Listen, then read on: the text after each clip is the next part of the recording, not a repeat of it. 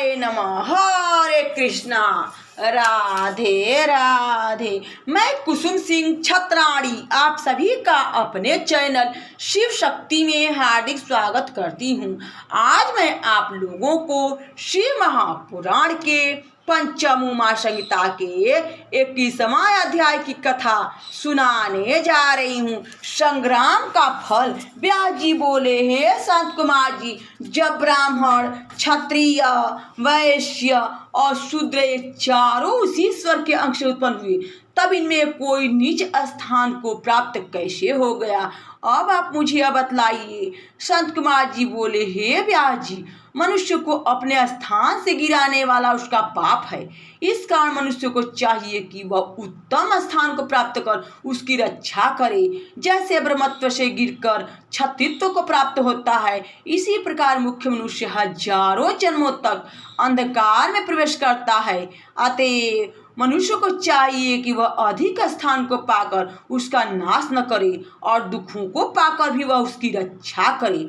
ब्राह्मण का जन्म पाकर जो भोज्य अभोज्य को नहीं जानता वही क्षत्रिय होता है।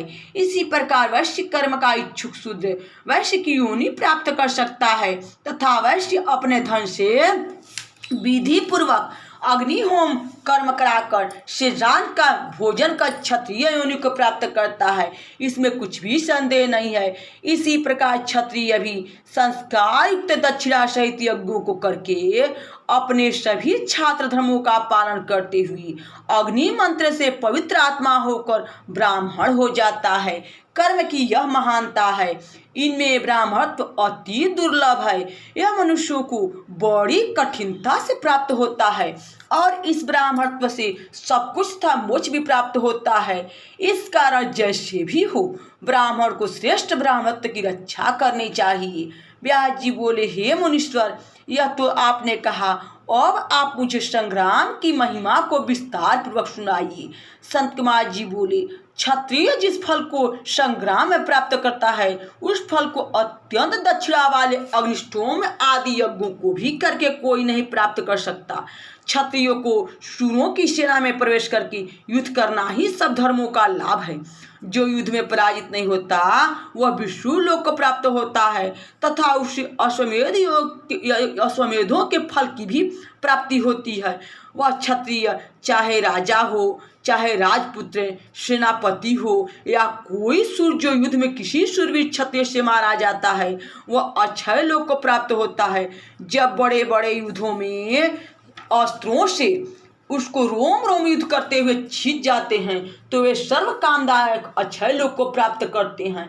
हे व्यास जी, वीरासन, वीरशैया और वीरवस्थान की स्थिति लोक परलोक में सर्वदा स्थिर रहती है। यो तो युद्ध में प्राण त्यागना सब वर्णों के लिए पुण्यदायक है, किंतु क्षत्रिय के लिए तो उसका विशेष पुण्य फल प्राप्त होता है।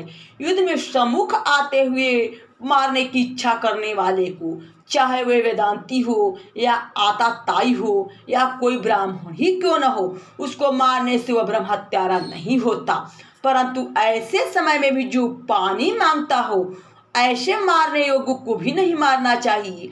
और रोगियों को भी जो संग्राम भूमि में मारता है उससे ब्रह्म हत्या लगती है, क्योंकि रोगी, दुर्बल, बालक, स्त्री, कृपण, अनाथ, निश्चल, जिसका धनुष टूट गया हो अथवा प्रत्यंचा यानी डोरी टूटी हो, ऐसे मनुष्य को भी युद्ध में मारने से ब्रह्म हत्या लगती है। इसका विचार कर जो बुद्धिमान संग्राम प्रिय होता है वह अपने अन्य फलों को प्राप्त कर लोक परलोक में सुखी होता है। यहाँ शिव महापुराण के पंचम उमा संहिता के 21वां अध्याय की कथा समाप्त हुई। बोलो शंकर भगवान की जय। हरे कृष्णा। राधे राधे।